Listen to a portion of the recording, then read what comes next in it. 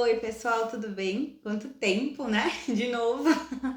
O último vídeo que eu gravei foi antes do meu casamento, da celebração do meu casamento, lá antes de julho, né? Graças a Deus eu tô bem, espero que vocês todos estejam bem, bem próximos de Cristo, o tanto quanto puderem. Com muita alegria que eu tô gravando esse vídeo aqui, depois de bastante tempo, a vida pra variar tava corrida, mas sigo firme e perseverante que a gente vai acabar de ler esse evangelho. Eu tenho uma novidade. Eu tô grávida de 5 meses, quase, né? Domingo próximo eu faço 5 meses. O casamento foi lindo, a cerimônia foi perfeita, a festa foi linda. Foi muito melhor do que eu podia imaginar e a nossa lua de mel foi incrível. Tanto é que eu voltei com um bebezinho na barriga. E é isso. Vamos ver se a gente consegue a previsão para o bebê nascer em abril. Vamos ver se a gente consegue acabar esses últimos 8 capítulos do Evangelho de Mateus ainda esse ano. Quero que vocês possam rever os vídeos antes do Natal para poder relembrar a história de Jesus, né? Aquele convite que eu fiz o ano passado para vocês lerem Lucas, né? Quem sabe vocês podem fazer esse exercício de visitar a história completa de Jesus com esses nossos vídeos, né? Então é isso. Vamos ao que interessa. Senhor Jesus, por favor, abençoa essa leitura bíblica, que a gente possa colher e entender a sua palavra, que os ensinamentos que nós vamos aprender aqui, eles possam ser aplicados na nossa vida, que a gente possa sentir a sua presença e a presença do seu Santo Espírito na nossa vida, nos conduzindo a fazer o que o Senhor deseja que nós façamos. Em nome de Jesus, amém. Evangelho de Mateus, capítulo 20. A história dos trabalhadores. O reino de Deus é como o administrador de uma propriedade rural, que saiu bem cedo de manhã a fim de contratar pessoas para trabalhar em sua vinha. Eles concordaram em receber uma moeda de prata por dia e foram trabalhar. Mais tarde, por volta das 9 da manhã, o administrador viu alguns desempregados andando pela praça da cidade e lhes propôs que fossem trabalhar em sua vinha com preço justo. E assim foram. O administrador fez o mesmo por volta do meio-dia e de novo às 3 da tarde. Às 5 ele saiu e ainda encontrou homens desocupados e perguntou a eles: por que estão aí o dia inteiro sem fazer nada? E eles responderam: porque ninguém nos contratou. Então ele os contratou também para trabalhar na vinha. Quando o expediente terminou, o proprietário da vinha instruiu o capataz: chame os trabalhadores e pague o salário deles. Comece com os que foram contratados por último e siga até os primeiros. Os que foram contratados por último, às 5 horas da tarde, vieram e cada um deles recebeu o mesmo valor acertado com os primeiros. Quando os que foram contratados primeiro viram isso, imaginaram que iriam ganhar mais. Contudo, receberam o mesmo valor. Revoltados, reclamaram com o administrador. O último grupo trabalhou apenas 1 hora e você pagou o mesmo que nós, que trabalhamos como escravos o dia inteiro debaixo de um sol escaldante. Ele respondeu ao que falava em nome de todos: amigo, não fui injusto. Nós concordamos com esse valor, não concordamos? Então, pegue o seu dinheiro e vá embora. Decidir dar ao último grupo o mesmo que daria a você. Será que não posso fazer o que quero com o meu dinheiro? Você vai se mostrar mesquinho por eu ter sido generoso? Aí está, mais uma vez, a grande inversão. Os primeiros terminando por último e os últimos terminando primeiro. Bebendo do cálice. De volta à estrada, eles foram para Jerusalém. Jesus chamou os 12 à parte e disse: ouçam-me com atenção. Estamos a caminho de Jerusalém. Quando chegarmos lá, o Filho do Homem será entregue aos líderes religiosos. Eles irão condená-lo à morte e o entregarão aos romanos, que irão zombar dele, torturá-lo e crucificá-lo. Mas, depois de 3 dias, ele se levantará vivo.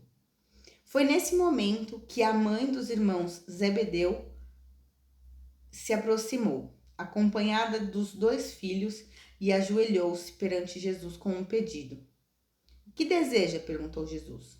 Ela disse: prometa que meus 2 filhos tenham os lugares de maior honra em teu reino, um à tua direita e outro à tua esquerda. Jesus respondeu: você não faz ideia do que está pedindo. Dirigindo-se a Tiago e a João, perguntou: vocês são capazes de beber do cálice que estou para beber? Sem dúvida, disseram eles. Por que não? Jesus disse: pensem nisso. Vocês beberão do meu cálice, mas quanto aos lugares de honra, isso já não é comigo. Meu Pai cuidará disso. Os outros 10 ouviram a conversa e ficaram indignados com Tiago e João. Então Jesus os reuniu para consertar a situação. Ele disse: vocês já devem ter notado como o poder sobe a cabeça dos governantes deste mundo, que logo se tornam tiranos. Vocês não devem agir assim. Quem quiser ser o maior deve se tornar servo. Quem quiser ser o primeiro deve se tornar escravo. É o que o Filho do Homem faz. Ele veio para servir e não para ser servido, e para dar a própria vida para salvar muita gente. Enquanto deixavam Jericó, uma multidão imensa o seguia. De repente, passaram por 2 cegos que estavam assentados à beira do caminho. Quando souberam que Jesus passava por ali, gritaram: Senhor, tem misericórdia de nós. Misericórdia, filho de Davi. A multidão tentava fazê-los calar, mas eles gritavam ainda mais alto: Mestre, tem misericórdia de nós. Misericórdia, filho de Davi. Jesus parou e os chamou. O que vocês querem de mim? E eles disseram: Senhor, queremos ter os olhos abertos, queremos ver. Profundamente compadecido, Jesus tocou-lhe os olhos e eles recuperaram a visão na mesma hora e se ajuntaram à multidão. Amém! Tava com saudade de ler para vocês. Essa passagem, ela é muito boa pra gente refletir, né? Em vários aspectos aqui. Eu tava lendo e refletindo enquanto lia.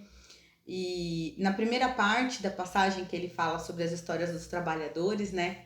Muitas vezes a gente quer ter esse lugar de julgamento na nossa vida, né? Eu percebo, eu digo por mim, né? Muitas vezes a gente quer julgar o que é justo e o que não é justo, o que tem que ser feito ou o que não tem que ser feito. E nem é por mal, é da natureza humana, né? Assim, a gente é falho, a gente quer sempre ocupar esse lugar, né? De fazer justiça, né? E é muito louco isso, porque quando Jesus contrata os primeiros trabalhadores, eles fizeram um combinado. E não importa o que veio pra frente, né? O que importa é que você tá cumprindo o seu combinado. Você combinou com alguém que ia trabalhar o dia inteiro, né? No caso desses homens, né?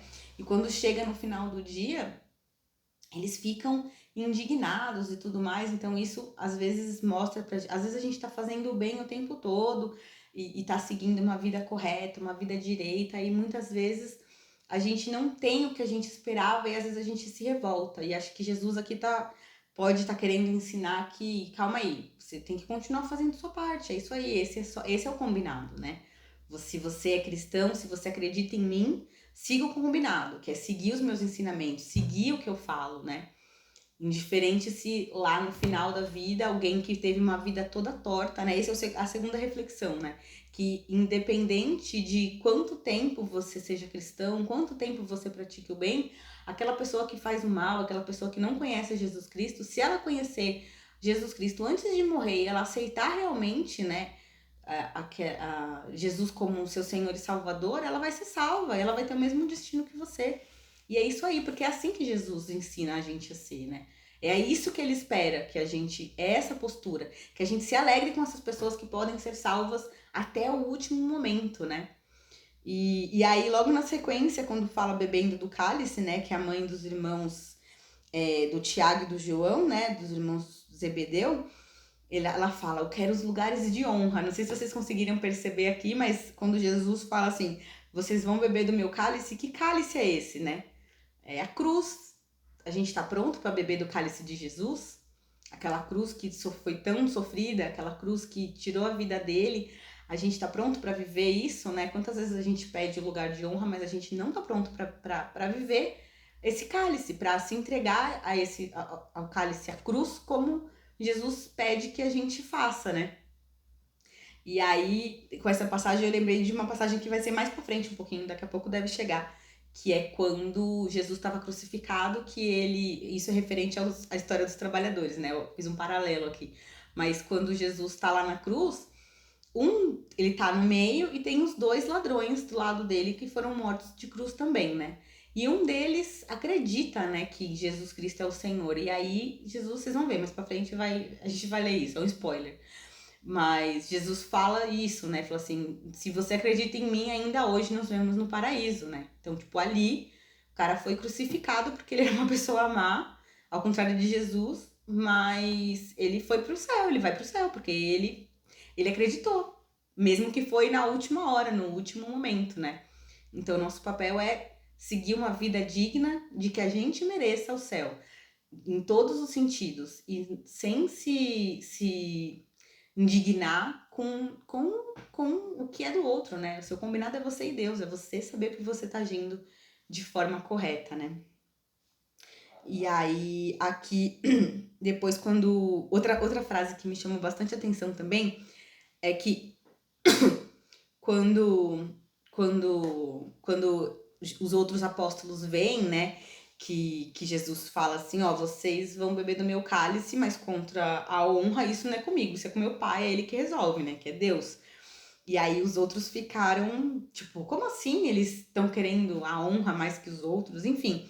E aí quando Jesus diz aqui, né, então Jesus os reuniu para então Jesus os reuniu para consertar a situação. Ultimamente eu tenho feito essa oração, que Jesus conserte as coisas. Tipo, quando tem alguma coisa errada acontecendo na minha vida, quando tem uma situação chata acontecendo, eu tenho orado assim, tipo, Jesus, conserta as coisas entre eu e tal pessoa, conserta as coisas dentro do meu coração. E é uma oração que eu tenho visto fazer efeito, sabe? Porque Jesus, ele tem esse poder de consertar as coisas, de colocar as coisas no lugar, sabe? E aí ele foi e deu uma explicação aqui, um exemplo de humildade, né? E deu uma lição bem clara, assim, né? Que quem quiser ser o maior, que seja servo, quem quiser ser o primeiro, que se torne escravo, porque ele mesmo veio para servir, não para ser servido. Que essa é a lição que ele deixa pra gente, né? Que a gente possa sempre procurar servir, sempre, muito mais do que ser servido, né? É natural que a gente seja servido também, a gente vive em comunidade, então fazemos bens uns aos outros, né? Se todos seguimos esse princípio de que eu prefiro servir as pessoas que estão perto de você, também vão naturalmente servir você, servir o próximo, né? Mas que a nossa conduta seja sempre essa, de pensar em eu prefiro servir, é isso que eu quero. Cada vez mais a gente tem que buscar esse olhar de viver como Jesus viveu, porque ele veio para cá para ensinar pra gente, né? Como é que vive, como é que faz. E apesar de ser difícil, de ser uma tarefa assim, de nossa, mas ele era perfeito, mas a gente tem que olhar para essa perfeição e se espelhar nela e tentar se tornar como ele, porque ele pediu isso pra gente, né? Ele quer que a gente busque essa vida de santidade, que a gente busque essa vida de serviço que ele nos deu o exemplo. É isso, pessoal. Até a próxima. Um beijo e fiquem com Deus.